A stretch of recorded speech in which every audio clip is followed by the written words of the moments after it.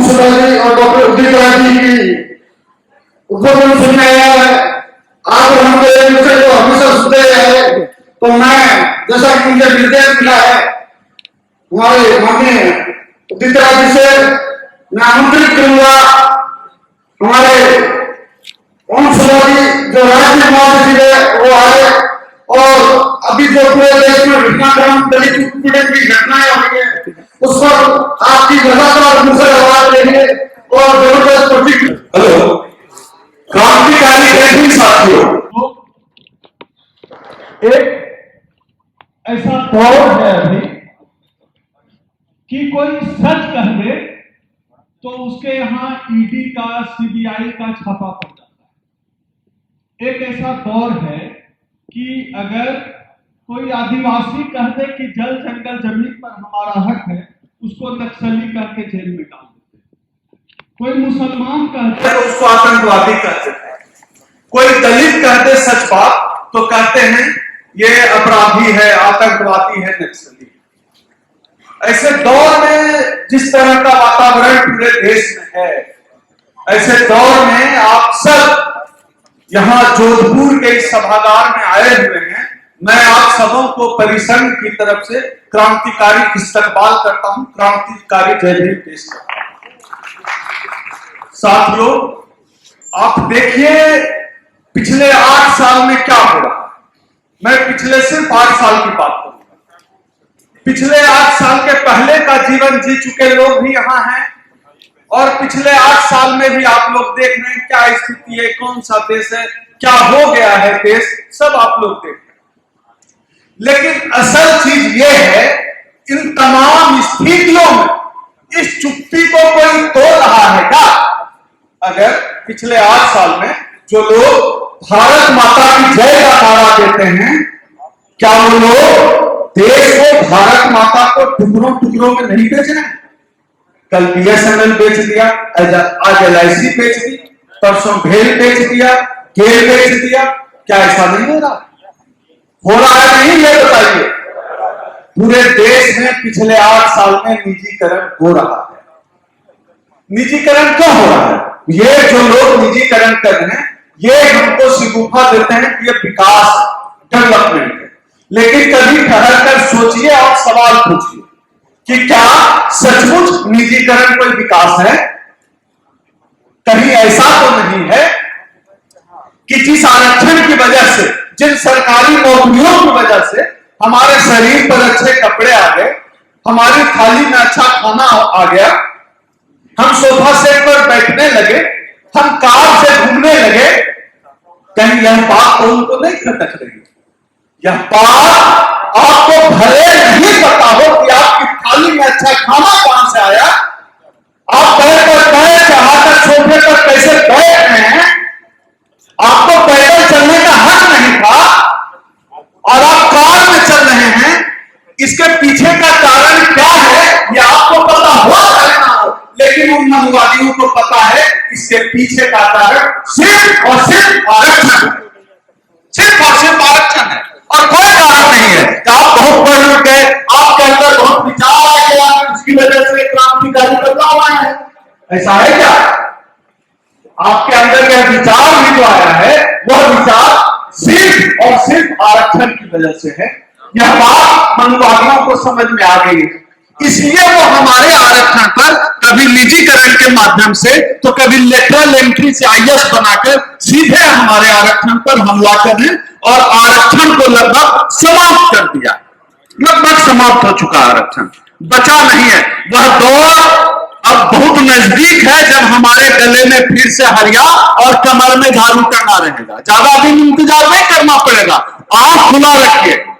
अगर यह समाज भावनात्मक मुद्दों से हटकर इस मुद्दे पर नहीं आया कि हमारे आत्मसम्मान की वजह, हमारे अस्तित्व की वजह, हमारे एग्जिस्टेंस की वजह सिर्फ और सिर्फ आरक्षण है, अगर समाज यह नहीं समझा तो इस समाज का वही हश्र होगा जो ये मनुवादी चाहते हैं। साथियों, समझना पड़ेगा, ऐसा नहीं है कि हम लोग बाबा साहब के नाम पर राजनीति करने वालों को समाज ने वोट नहीं दिया। समाज ने वोट दिया, 4-4, 5-5 बार लोग मुख्यमंत्री रहे, लेकिन क्या हमारी जिंदगी में वो बदलाव आया? आज जब पूरा देश ताबड़तोड़ बेचा जा रहा है, वो लोग जो खुद को अम्बेडकर के दावेदार की राजनीति वाले लोग कहते हैं, कितनी बार सड़क पर उतरे, कितनी बार उतरे सड़क पर? क्या हुलेले पॉलिटिक्स से हमारा भला होगा या हमारा भला होगा आरक्षण के बचने से? तो जो आरक्षण का मूल सवाल है यह समाज ही भूल चुका है। अब हमारे बच्चे, हमारा भाई, हमारा भतीजा सेल्समैन बने, प्राइवेट कंपनियों में 8-8 हजार की नौकरी करे, 12 घंटे नौकरी करके, और इस हालत के जिम्मेदार हम हैं। ऐसा मैं इसलिए कह रहा हूं क्योंकि हम लोग दिन रात ब्राह्मणों को गाली देते हैं। यह समाज दिन रात हम देते हैं, आप देते हैं, दिन रात हम ब्राह्मणों को गाली दे रहे हैं गाली, ब्राह्मणों ने ये कर दिया, ये जातिवाद फैला दिया। लेकिन जरा अपने कलेजे पर हाथ रख के पूछिए कि आप कितने जातिवादी हैं? क्या कोई कुशाद किसी चमार से शादी करने के लिए तैयार है? कोई वाल्मीकि कोई खटिक से शादी करने के लिए तैयार है? कोई धोबी किसी जाकर से शादी करने के लिए तैयार है? तो हम कितने जातिवादी? हम खुद ही इतने जातिवादी हैं, तो हमें कोई नैतिक अधिकार है इन ब्राह्मणों को गाली देने का? मतलब ब्राह्मण जातिवाद करें तो बड़ा खराब, हम जातिवाद करें तो बहुत बढ़िया। ये कैसा तर्क है भला? तो हम सबको इस समाज को कभी आत्ममूल्यांकन भी करना पड़ेगा, आत्ममूल्यांकन करना पड़ेगा, क्योंकि सिर्फ जय भीम बोलना ही अम्बेडकरवाद नहीं है। बाबा साहब जाति तोड़ने की बात करते थे, हमने कितनी जाति तोड़ दी, जातियों का अलग अलग संगठन बना दिया, राष्ट्रीय संगठन होते होते तो जातियों का अंतरराष्ट्रीय संगठन बनने लगा है। हर गली में जाति का संगठन है और हर तीसरा आदमी अपनी जाति का राष्ट्रीय अध्यक्ष बना हुआ है। तो इस समाज को जो हमारा मूल सवाल है उस पर लौटना पड़ेगा। इस समाज को कहां लौटना पड़ेगा? वहां लौटना पड़ेगा जहां हमारे परिसंघ के राष्ट्रीय अध्यक्ष डॉक्टर उदित राज जी 1997 से लेकर 2022 तक आज जोधपुर तक लाना चाहते हैं। वो सवाल है आरक्षण को बचाने का, वो सवाल है देश को बिकने से बचाने का। उन सवालों पर लौटना पड़ेगा आपको। ईवीएम की बेईमानी के खिलाफ बोलना पड़ेगा, मंडल कमीशन की सिफारिशें लागू हो उस पर बोलना पड़ेगा, जाति जनगणना प्रकाशित हो उस पर बोलना पड़ेगा। जो मूल सवाल है और जो सबसे बड़े सवाल हैं जिस पर मैं आपको बताता हूं, ये कोलेजियम सिस्टम का सवाल, जुडिशियरी में आरक्षण का सवाल। मैं एक उदाहरण अपनी हर सभा में देता हूं, जो साथी मेरा कभी वीडियो देखे उनको पता होगा। इस देश में न्यायपालिका बेईमान है, भ्रष्ट है, जातिवादी है। इसको कहने की हिम्मत इस देश में दो लोगों ने उठाई है। बाबा साहब डॉक्टर अंबेडकर बंबई का पंचायती राज अधिवेशन हो रहा था, वहां उन्होंने कहा कि क्या बहुत साहब कहते हैं, क्या इस सभा में बैठे हुए लोगों को यकीन है कि जज की कुर्सी पर बैठा हुआ व्यक्ति कोई ब्राह्मण हो और मुजरिम कोई ब्राह्मण हो, वह ब्राह्मण जज न्याय करेगा? पूरी सभा में चुप्पी छा गई थी। और उसके बाद सांसद रहते हुए हमारे राष्ट्रीय अध्यक्ष डॉक्टर उदित राज जी ने भरी संसद में मोदी की मौजूदगी में कहा कि भारत की न्यायपालिका जातिवादी है। यह भारत के इतिहास में बस 2 बार हुआ। इतना ही नहीं साथियों, परिसंघ सिर्फ कहने पर यकीन नहीं करता है। बहुत सारे पुराने साथियों को तो पता भी होगा, नए साथियों को के लिए बता देता हूं, न्यायपालिका के नाम पे अच्छे अच्छों की पतलूनगिरी हो जाती है। जब उत्तराखंड राज्य का फैसला आया आरक्षण के खिलाफ, हमारे राष्ट्रीय अध्यक्ष जी जाकर खड़े हो गए सुप्रीम कोर्ट के सामने, हजारों पुलिस वालों की मौजूदगी में उन्होंने नारा लगाया, सुप्रीम कोर्ट जातिवादी है, सुप्रीम कोर्ट मुर्दाबाद है। आप यूट्यूब पर जाकर देख लीजिए, किसकी हिम्मत है इस देश में कहने की। सब लोग आरक्षण की बात करते हैं, इतने हमारे सांसद बैठे हुए हैं, लेकिन प्राइवेट सेक्टर में आरक्षण हो इसका बिल भारत की संसद में पेश करने का श्रेय हमारे परिसंघ के राष्ट्रीय अध्यक्ष डॉक्टर उदित राज जी को। साथियों, मुद्दों पर पर जब तक नहीं आएंगे समाज की दुर्गति होती रहेगी। समाज को जाति से उठकर अपना नेता तय करना पड़ेगा। क्या बाबा साहब ने सिर्फ महारों के लिए किया? बाबा साहब के महार संघ बना रहे थे या सबके लिए काम कर रहे थे? तो इस समाज को सबसे पहले जाति तोड़ने की जिम्मेदारी खुद लेनी होगी। जिस दिन आपने जाति तोड़ने की जिम्मेदारी खुद ले ली, उस दिन से आप ब्राह्मणों को गलियाने के हकदार हैं कि वो आपके साथ जातिवाद कर रहा है। ये तमाम सवाल, ये तमाम मुद्दे जिन मुद्दों पर हम बात कर रहे हैं, लेटरल एंट्री का सवाल है। आप देख लीजिए किस तरह से आईएएस बनाए जा रहे हैं बिना यूपीएससी। आपका बच्चा यूपीएससी के लिए आप मणिकांत सिंह के यहां पढ़ने भेजिए या सृष्टि में दिल्ली में कोचिंग कराई, कोई मतलब नहीं है। ब्राह्मणों का बच्चा बिना परीक्षा के आईएएस बनेगा। ये देश बन गया। आप बताइए कितने जज को आप जानते हैं जो दलित है? उच्च न्यायपालिका जानते हैं किसी को? क्या छोड़िए, आप बताइए कितने वाइस चांसलर हैं जो एससी एसटी ओबीसी समाज के? एससी है? आप वाइस चांसलर नहीं है, जज ने टीवी में कोई एंकर है क्या आपकी जात का? कोई सीईओ जीएम कुछ है क्या? फिर काहे का आंदोलन चल रहा था इतने साल से? जय भी बोलने का आंदोलन हम लोग चला रहे थे क्या? तो फिर गलती समाज से कहां हुई? जो आइडिया डॉक्टर उदित राज जी ने किया था कि निजीकरण पे लो, तो भागीदारी के सवाल पर आ जाओ। हमारे राष्ट्रीय अध्यक्ष जी बार बार कहते हैं 16-18% ये जो शासक बनने का बीच बीच में व्हाट्सएप पे चलता है कि हम शासक बनेंगे, राजा बनेंगे, देने वाले बनेंगे। हमारे राष्ट्रीय अध्यक्ष जी बार बार कहते हैं, वो दिन कब आएगा? आप 16% है महाराज, आप देने होने वाले राजा अपना कभी नहीं कर सकते हैं। क्या कर सकते हैं? बार्गेनिंग कर सकते हैं। बार्गेनिंग की शक्ति बढ़ानी पड़ेगी। हम बार्गेन कर सकते हैं। 2 अप्रैल 2018 को हमने अपनी ताकत दिखाई थी, वो ताकत दिखाना पड़ेगा। बार्गेनिंग कैपेसिटी बढ़ानी पड़ेगी। आपस में जात पात का भेदभाव मिटाना पड़ेगा। नहीं तो जो लोग आपको कहते हैं आकर कि तुम हिंदू हो, हिंदू धर्म की रक्षा करो, वही आपके ऊपर राज करते रहेंगे आने वाले 1000 साल तक। और जो आपको कहने आए ना आरएसएस वाला मोहन भागवत, हिंदू हो, हिंदू हो, हिंदू की रक्षा करो, उससे पूछिएगा हम काहे में हिंदू हैं? आरएसएस का चीफ आज तक 100 साल में चित्पावन ब्राह्मण छोड़ के कोई बना है? एक रज्जू भैया को छोड़ के जो ठाकुर था, किसी को पता है?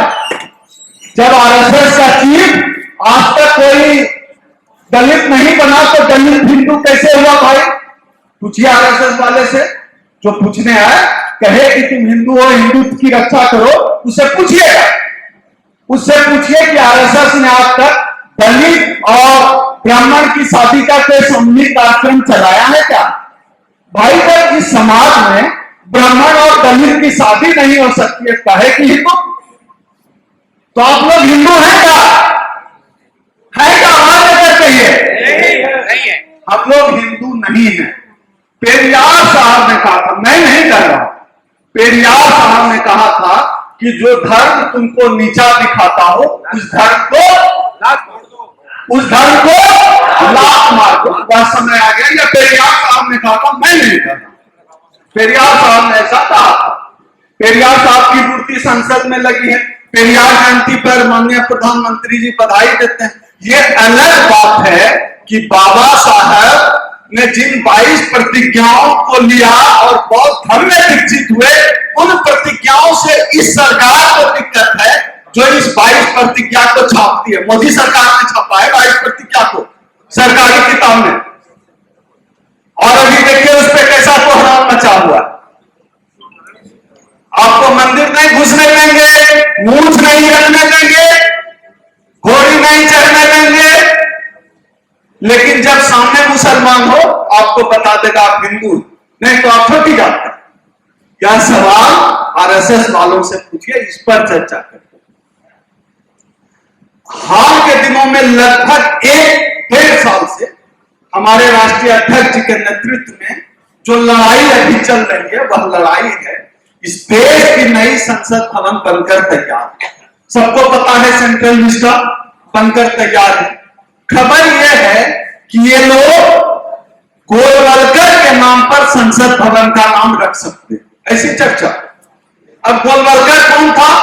गोलवलकर आरएसएस का दूसरा सबसे नेता हुआ, जिसका कहना था कि इस देश में एससी एसटी ओबीसी का शासन आ जाए, उससे अच्छा हम अंग्रेजों का गुलाम रहना बेहतर समझेंगे।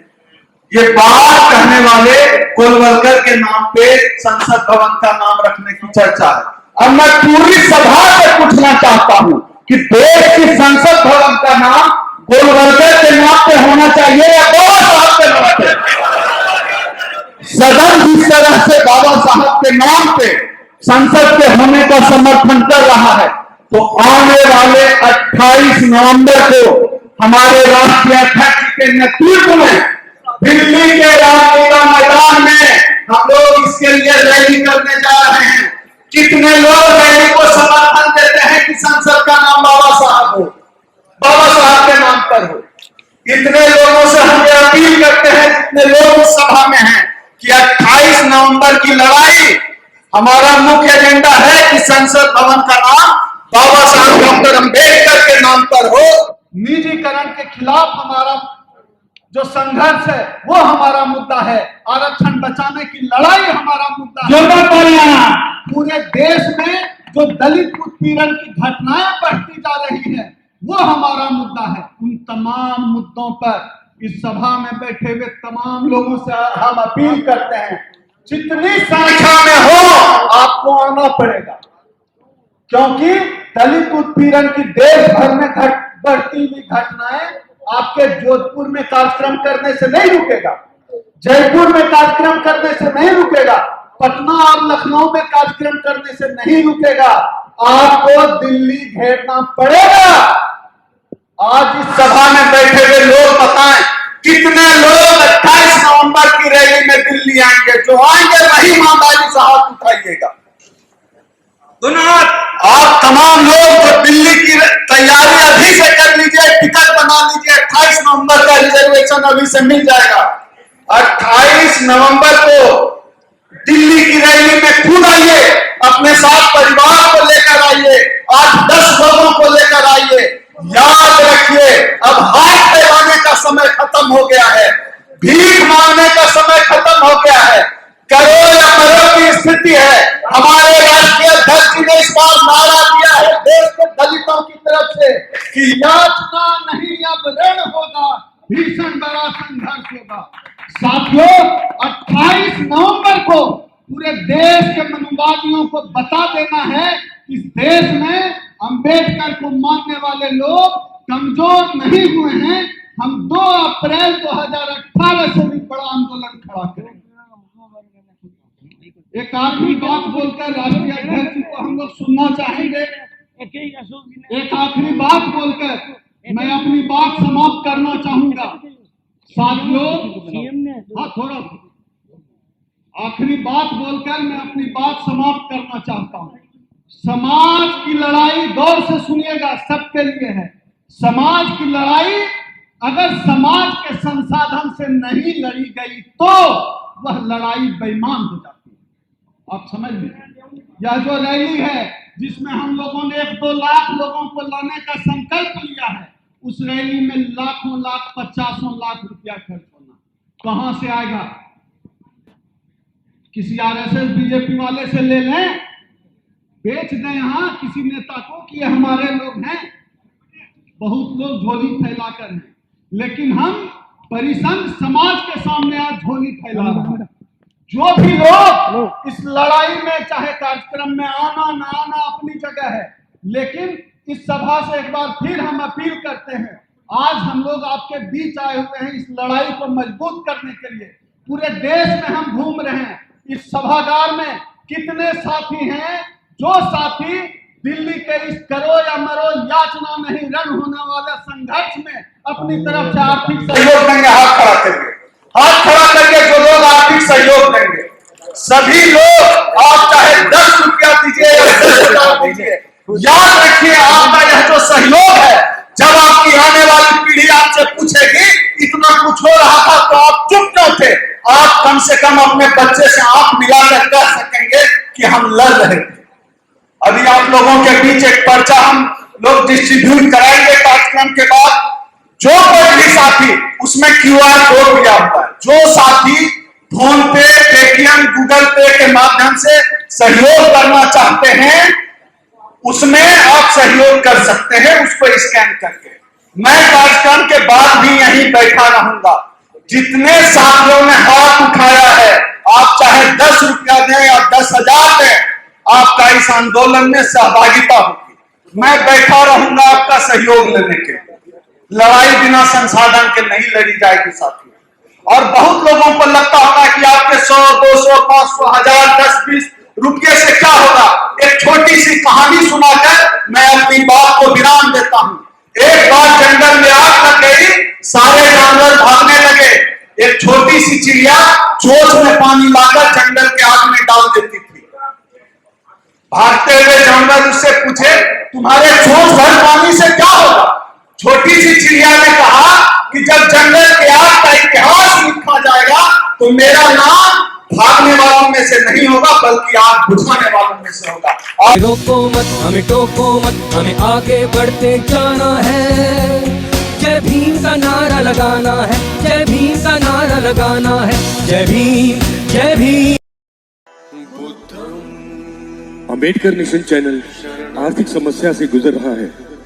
अगर आप बहुजन समाज में बाबा साहेब अंबेडकर और तथागत बुद्ध की विचारधारा को अधिक से अधिक लोगों तक पहुंचाना चाहते हैं तो हमें आर्थिक सहयोग प्रदान करें, ताकि हम अपने चैनल के माध्यम से देश विदेश में समता, बंधुता, एकता और संवैधानिक अधिकारों को ज्यादा से ज्यादा लोगों तक पहुंचा सकें।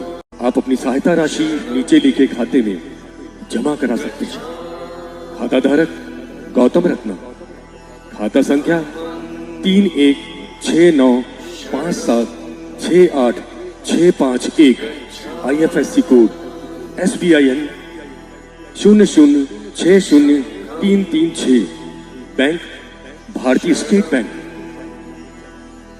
आप हमारे बैंक खाते का विवरण स्क्रीन पर भी देख सकते हैं। Hello friends, hi everyone, welcome to Rose cinema.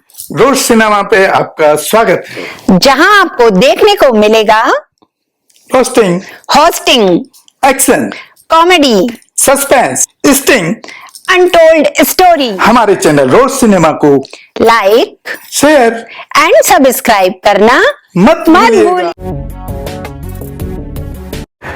मैं गौतम रत्ना आपका बहुजन फिल्म प्रोडक्शन में स्वागत करता हूं और आप हमारे प्रोडक्शन हाउस के अंदर अपना कैरियर बना सकते हैं as a film director, as a producer and actor and actress and editor and cinematographer also.